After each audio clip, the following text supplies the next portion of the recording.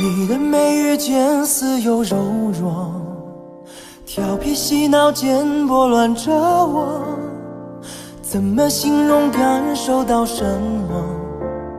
也许还无法形容。我不懂不问，装作不懂，却无力推开你的执着，对我的情意变成轮廓，该怎么样去接受？天淡中，平静如风，我们无悔在天地之中。我愿接受一切命运所托，我甘心被所有人都看错，那又能如何？不论对错，也许就无法形容，只有我们能懂。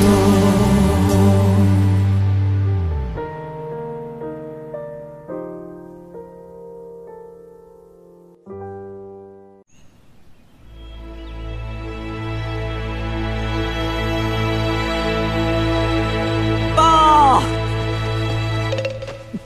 北境800里急报，下去吧。一连2封急报，魏人和西夷人同时起兵犯我边境。我想两国一定是互有联络，蓄谋已久。禀皇上，之前皇上下旨彻查两国暗地收购囤积战士药材之事，兵部已通报边关及各地州府严加防范，但战事瞬息万变，腹背受敌，不可稍有差池。还请皇上早日下旨，调遣军队物资往北境与西境支援。爷意。儿臣在。朕封你为镇西大将军，领兵去西境，同时赐你兵符，可以随时调动川陕2省兵力，联合西境军共同抗敌，务必在最短的时间里打败西夷人。儿臣领旨谢恩。魏人起兵犯边，西境夷人同时起兵，恐两国蓄谋已久。吾儿示意，务必火速归来支援，保北境平安。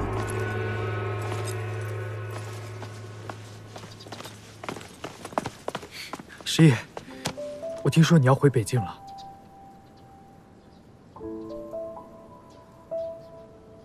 金子、银子，你们先去整理队伍，我稍后便到。好，是。我一听到消息就来了，生怕你已经走了。多谢了，只是北境现在战事紧张，我必须得赶紧回去了，就不跟你多聊。也好，那你多保重。战场上刀枪无眼，你一定要保护好自己。放心吧，本世子命硬得很。你忘了，当初爬树这么惊险的掉下来，我不也毫发无伤吗？好了，那我不跟你耍贫嘴了，记得平安回来，到时候请你喝酒。别等，他早已不是你的人，就这样骗了来生，会有人疼。你说我不是你，那你备好酒，等我回来。好，走了。我无法看着你在残生，去越陷越深，别让我等，别让我，别等。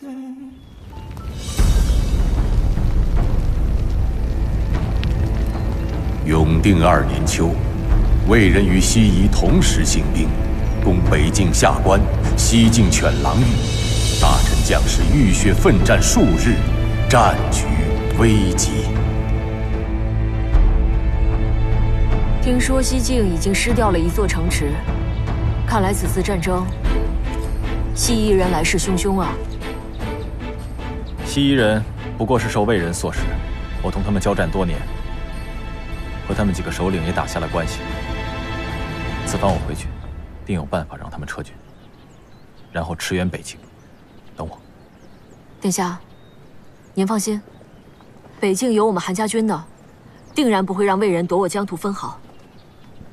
魏人善战，他们如今统帅拓跋寻，熟知中原兵法，不可轻敌。是，我牢记了。不过殿下也不用过于悬心，我们父子俩在北境多年，也不是吃朝廷白饭的。你尽管去西境便是。我自然信得过韩大将军，但是，如果朝廷掣肘，无需理会，自然处理便是。将在外，君命有所不受。是。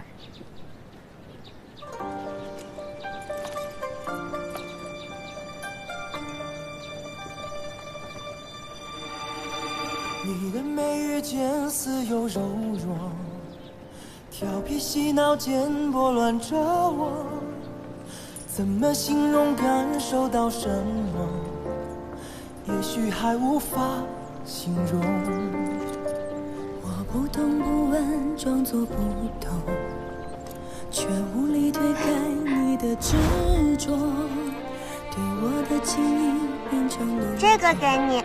只有我会编这个，11他不会。你的眉宇间似有柔弱，调皮嬉闹间拨乱着我，怎么形容感受到。此别，你在北境，我在西境，虽然相隔甚远，但我们不曾分开。殿下，叫我严毅。严毅。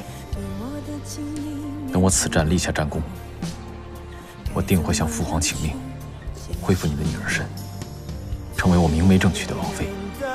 你要好好照顾自己，等我回来便是。放心，我定会等你。不可食言。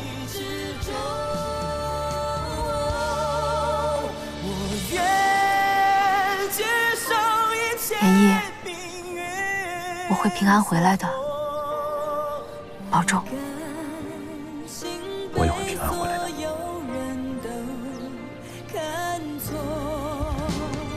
那又能如何？不问对错，也许就无法形容，只有我们能懂。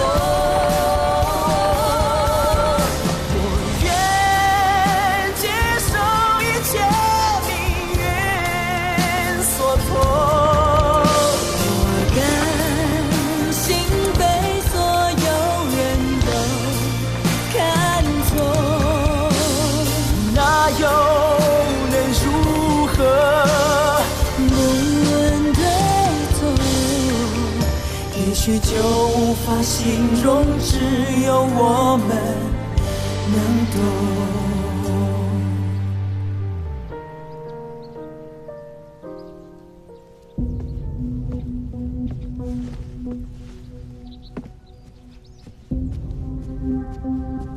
舅父前来，未曾远迎。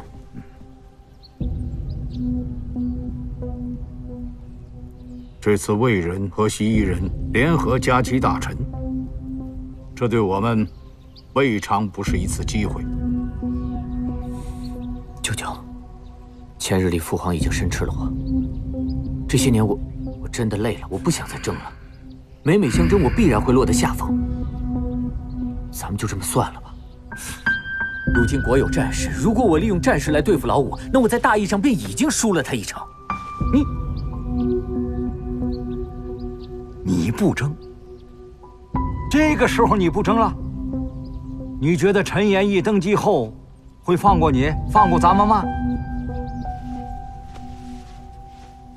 如若我肯做个贤王，远远就范，以后不再有二心，老五他应该不会。陈延义这人，自幼心狠手辣，出手果决。当初楚后的死，一直是他的一个心结。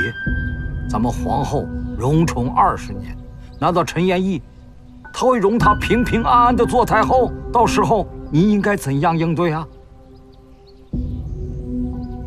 这么说来，我是真的没有退路，只能跟老五争到底了吗？殿下成王败寇啊，魏人起兵是个契机，不仅能扳回一局，还有可能彻底扭转乾坤。此事你不必出面，我自有筹划。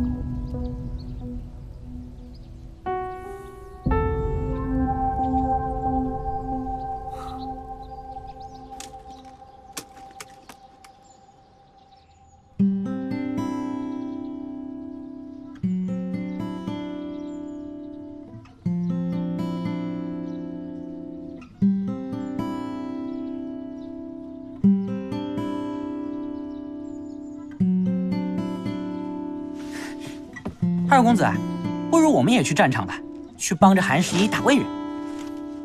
哎，你别胡闹，拿得动刀枪吗？好了，就算我们去，人家韩大将军恐怕还不要我们呢。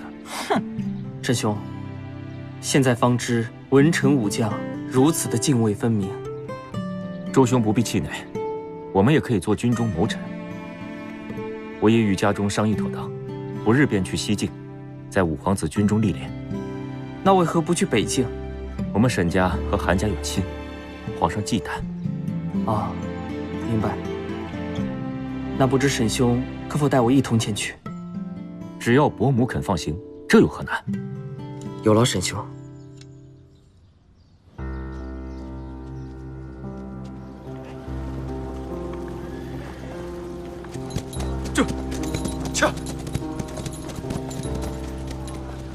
少将军回来了。大将军呢？在里面。末将韩十一求见大将军。大将军，末将韩十一回来了。回来就好，过来看地图吧。是。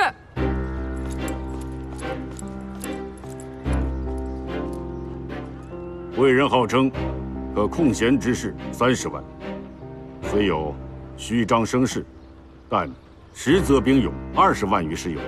兵分2路，主力进攻我韩家军守卫的下关，分兵侧翼进攻蔡全镇守的琅琊口。两军交战4次，各有伤亡，下关暂且稳固啊。咱韩家军哪一次不是以少胜多？来一个我杀一个，来2个我杀一双，杀光这帮魏狗！此次断不可轻敌啊！魏人带兵元帅拓跋寻自幼学于中原之地，善用骑兵，排兵布阵，大有章法，不可忽视啊！我临行前，殿下将此人的经历多少与我说过一些。你也知道此人？拓跋寻虽是北魏皇族，但他的父亲早逝，在一众皇孙中也并不显眼，从前未曾带过兵。他本是五皇子同门师兄弟。2人都是玄机门下的人。正如你所料啊，此人极有城府。以前带兵的是他叔父拓跋渊，交战之后节节败退，没想到临阵换了帅，魏帝竟然用一个初出茅庐的小辈率兵，可见此人在朝廷的心机手段呐。但是自他统兵以后，魏人称虎狼之势，我韩家军虽能抵挡，但伤亡颇重啊！大将军不必忧虑，拓跋寻是玄机门下的人，所学和五皇子相似。我跟随五皇子身边的这些时日，对他的思路也有所了解，当能赢得了他。铜阵和解马阵你也能破吗？我恰听五皇子提过这2个阵法，应当可以一试。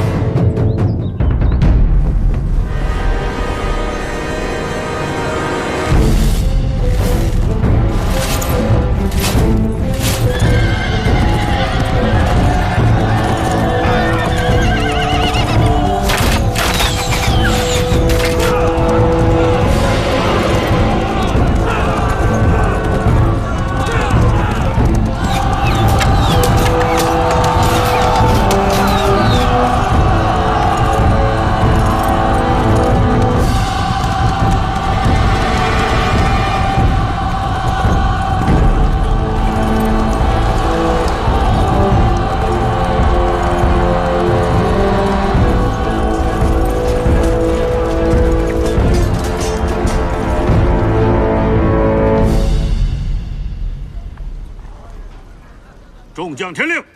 在。一拳。在。命你为先锋，力战杨败，走西峡谷。是。21。在。命你在西峡谷以北猫耳山堵截，撤退魏军。是。末将领命。众将听令，整装待发，明日辰时击鼓出战。是。是。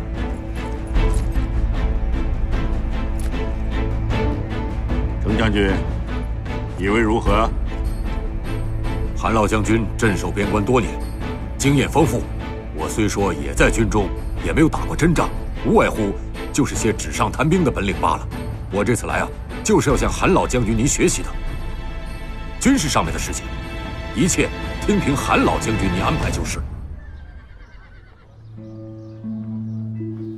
我韩家军和魏军已激战12次，双方都损兵不重，魏人在保存实力，这不合常理啊。是啊，这双方交战粮草为重，魏人不求速战速决，这对他们也不利啊。他们如此拖着，必是在等待时机。到底在等什么呢？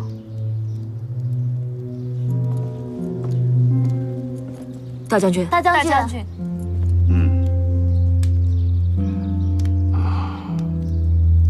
朝廷此次派遣的监军，你觉得如何？此人并非王相党羽，只是他长袖善舞，极会做人，在城防军中也有些威望。出京之前，领着城防军右统领的职位。不是王安离的人就好办。不过，五皇子死前曾提点过齐泰要防备此人。至于原因，我当初也没有详问，可见此人也不可信。他是皇上派来的人，我们山高皇帝远，皇上终究是不会相信我们的。他是皇上派来的耳目，就让他当皇上的耳目吧，否则我们的忠心就变成不忠心了。皇上既要用我们，又要防我们，我们既要让皇上舒心，又得保家卫国，这些我都懂。只不过现在国家安全都系于此，绝不能让奸佞小人乱了大局。该防的，我们也得防。说得很有道理。军事上的事我说了算，如果他擅自调动军队，我就将他立斩于马下。倘若你发现他有图谋不轨，你便随意处置。假如皇上问下来，有你老父呢？我回来之前，殿下曾经说过，若遇到有人掣肘，直接除掉便是。哎，对了，你这次回来，经常提到武殿下呀？是吗？我倒没觉得呀。爹，您看您头发都白了，我却没办法帮您分担重任。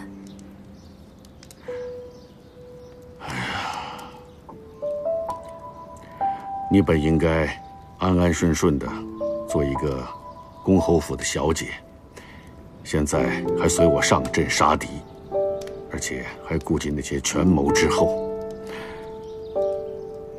爹对不住你啊！爹说这个做甚啊？是嫌我不是真儿子吗？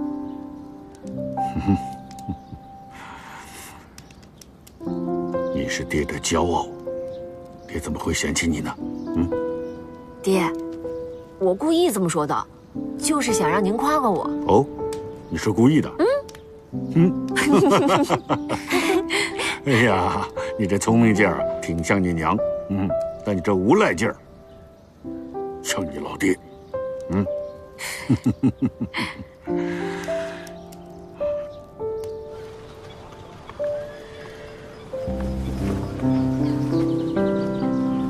西夷人虽然倾力而出，但并没有魏人的骁勇。他们利用熟悉的地形、诡谲的战术，善于袭扰，但是论攻城，并非他们所长。是啊，他们虽然与魏人同时与我们开战，实则他们只是起到了牵制我们西境大军，为魏人争取进攻时间的作用。殿下，你趁此时机，独得剿灭西夷人的战绩，正好可以稳固在军中以及朝廷的威望。岂能将私心置于国家安危之上？现在最危急的是北境，应该尽快结束此战役，去支援北境。那韩继忠，我年少时与他相识，此人绝非鲁莽庸才。这些年，传他嚣张狂妄，我倒不敢相信，这八成是传给皇上听的。殿下大可不必担忧，此人是有真本事的人，北境坚守数月不成问题。我也相信韩家军骁勇善战，但是魏人主帅拓跋寻不容小觑，他和我的授业恩师都是玄机大师。你们是师兄弟？算是吧。世人都知道玄机大师善于卜术，实则更擅长兵法。拓跋寻10年前就游历大江南北，隐藏身份藏在玄机门下。他也明言说只学卜术，但他学的岂止是卜术？他回魏后一步步深入朝堂，从他手段来看，之前都是有周密的部署。此人心机颇深，非一般人。这么来说，还真不能大意。如果韩家军能够控制北境局面还好，只怕这朝廷担心韩家军会趁此战机有所图谋，到时候必定会派人前去掣肘啊！这正是本王担忧的，所以要解决此地夷人，以便支援北境。也好，只要击退夷人主力，后续的就由我来承担，你直接上北境。我看到时候你还得想办法说服皇上，他让你北上才可以啊。他还怕着我们会联合韩家军联手推你夺他的皇位呢。皇上疑心是很重，但是在国家利益面前，应该是拎得清的。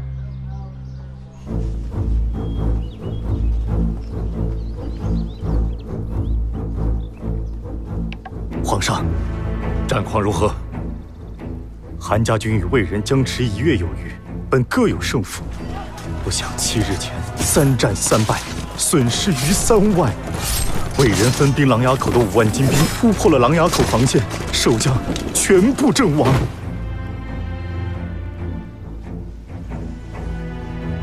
琅琊口失守，拓跋寻带领大军已去到琅琊口，迂回绕至下关内，对驻守下关的韩家军形成合围。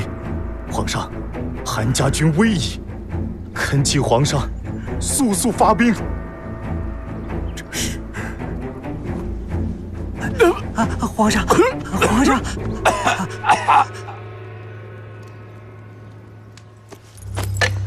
拿出去，斩了！我乃皇上钦点监军，你们这是造反！住口！你冒充监军之名，偷误军部防图，秘密送给魏人，送信之人皆已被抓。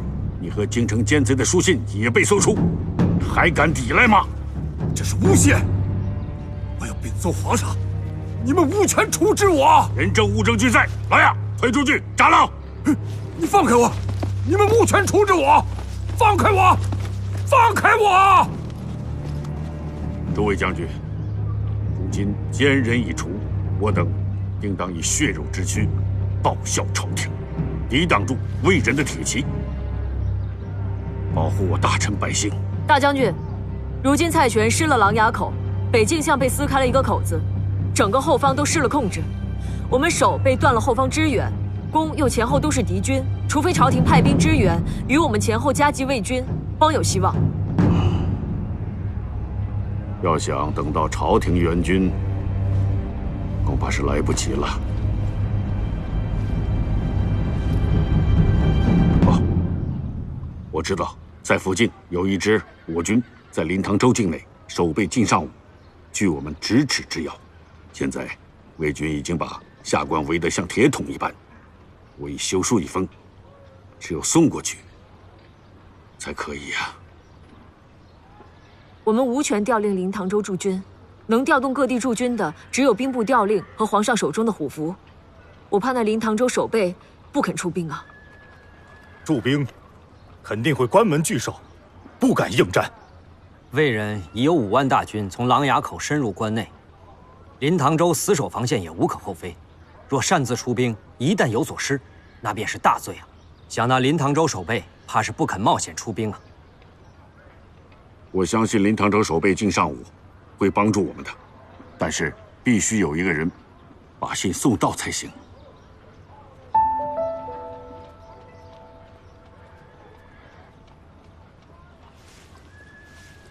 十一，爹看来看去，也就只有你送这封信了。是。记住，韩家所剩下的6万大军和中原百姓的命运，就交到你手里了。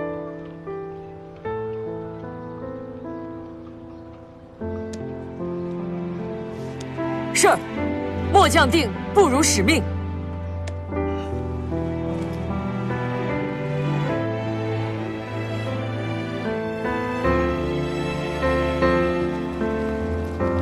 世子，世子，大将军派末将协同世子投往临唐州。也好，今日丑时出，于北门趁夜突围。银子，照顾好大将军。拜托了。放心吧，世子，你们也照顾好自己。我跟众将士等你们归来。等此战结束，我便给你们俩寻个好人家。世子又在说笑。等我们回来。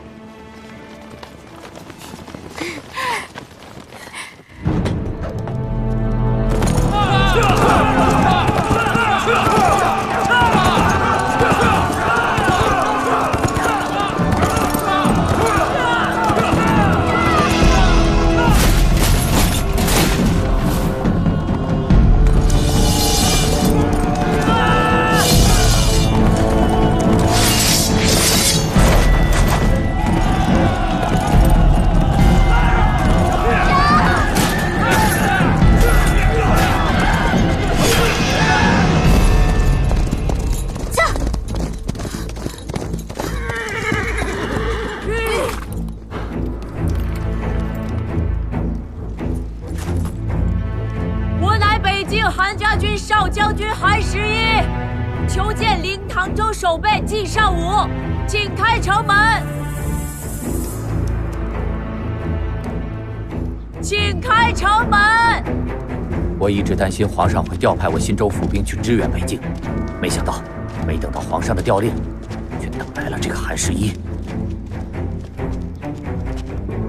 韩小将军，魏人犯我大臣，我靳尚武承蒙皇恩多年，镇守临唐州，就要保证一方百姓平安。可我虽为这一方守备，但想要调兵出城打仗，却还要皇上调令才行。我不敢贸然行动，还请韩小将军多多见谅。我即刻派人上奏朝廷。至于是否调兵，还要皇上圣意决断。世子，我看这人说的冠冕堂皇，可无非都是推脱之词。靳师伯，这不只关乎于我韩家军几万将士的性命，更关乎于大臣的安危。唇亡齿寒，这个道理，世伯不会不懂吧？若我韩家军覆灭，下一个遭殃的就是临唐州。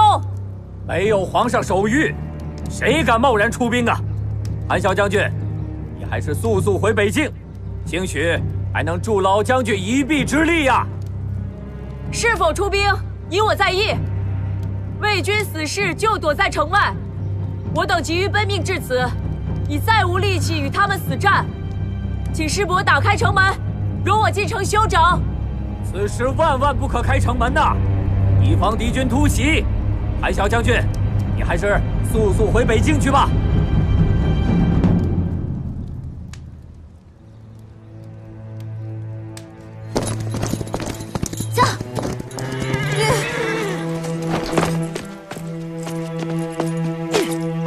世子，不要生气了。能不生气吗？请不来援军，我韩家军怎么办？老将军吩咐了，请不到援军，就把这封信给你。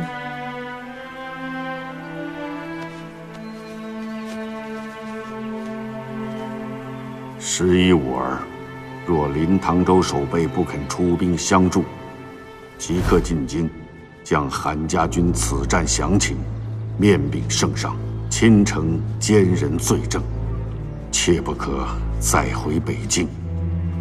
此乃帅命，不可违抗。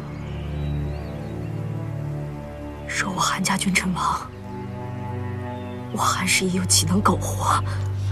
世子，你要干嘛去？去帮韩家军。你现在去无非就是送死，那我也不能眼睁睁看着韩家军等死啊！那我跟你一块去。不行，你不能去。金子，万一韩家军有个三长两短，总得有人为我们留后啊。你要是这么说，那我更要跟你一块去了。你从小待我和银子就如同亲生姐妹，而且我们跟老将军保证过，无论如何都要保护您的安全。更何况我也是韩家军的一员啊！世子，让我跟你一块去吧。好，我们一起去。走吧。君子，你不能跟我一起去，你要留下来，好好活下去。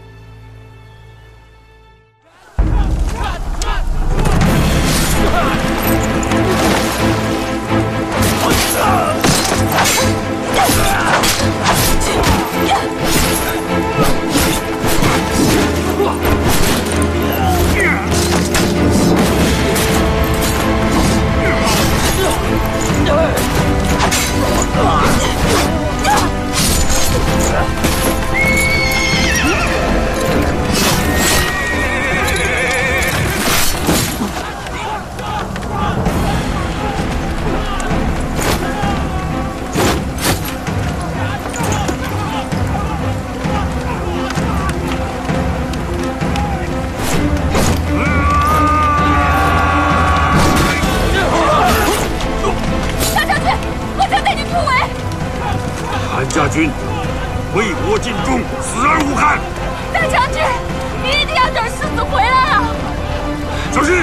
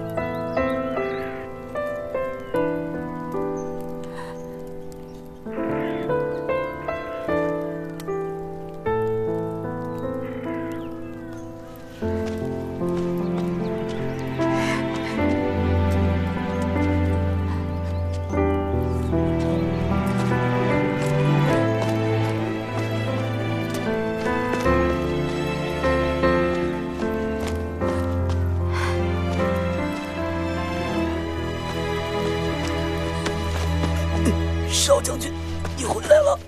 韩将军呢？韩将军撤退到小天门。韩将军，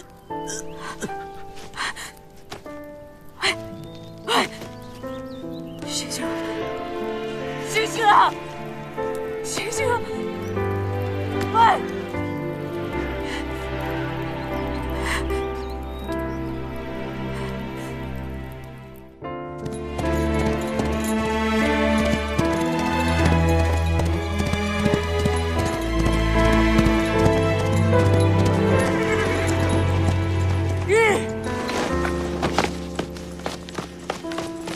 少将军，你回来了。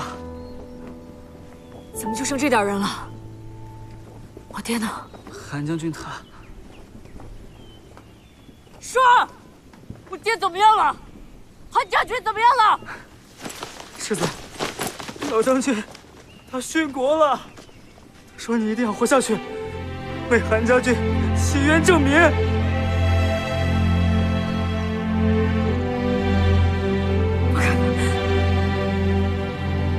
韩家军都在，我爹怎么可能殉国？不可能！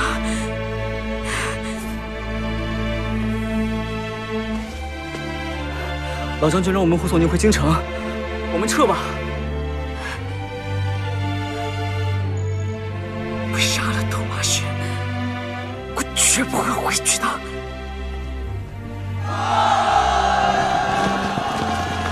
世子，你先撤，我们掩护你，都给我杀！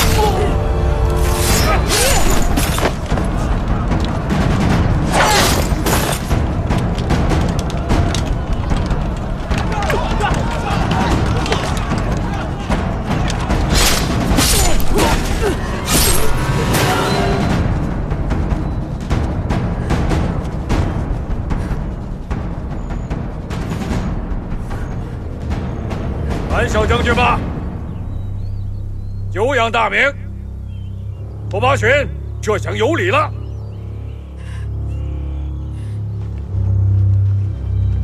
其实我并无意伤害小将军，只要你束手就擒，我定让你活命。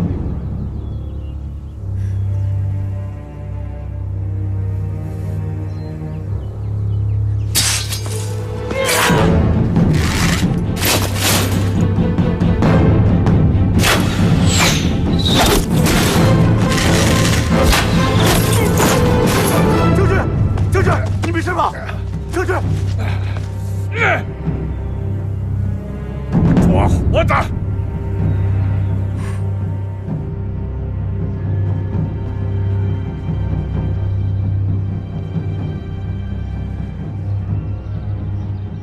北境危矣，即刻出兵支援北境。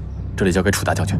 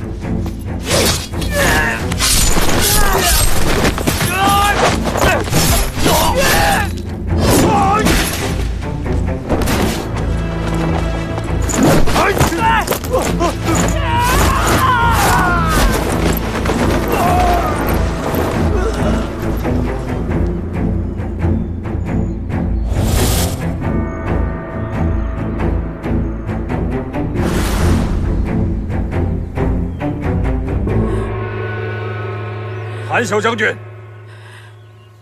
你可知道韩家军为何惨败至此吗？少有见念，只是豺狼破门而入，有何可讲？哼，你当真要这么糊里糊涂去死吗？你可知道，其实那个人不想让你死，他想让你活，只是他登基以后，他再也容不下韩家军独占北境了。世人岂是刀容一般，算计人心。本来就是一盘纵横天下的棋局。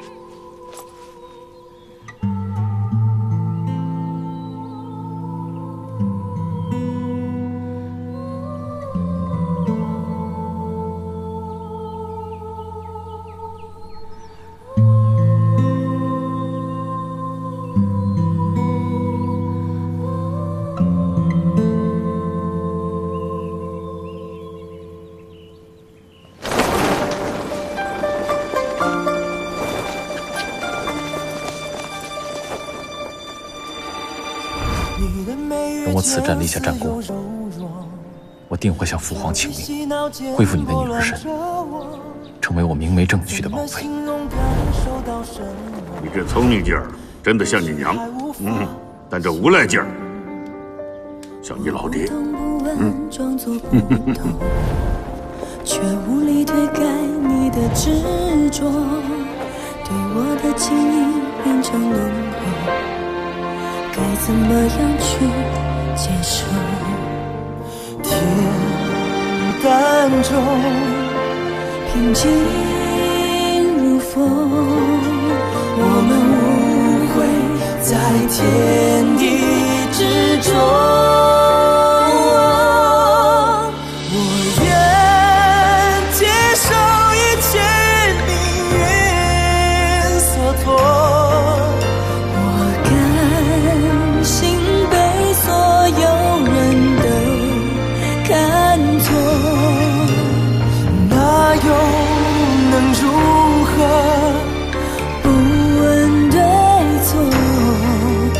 也许就无法形容，只有我们能懂。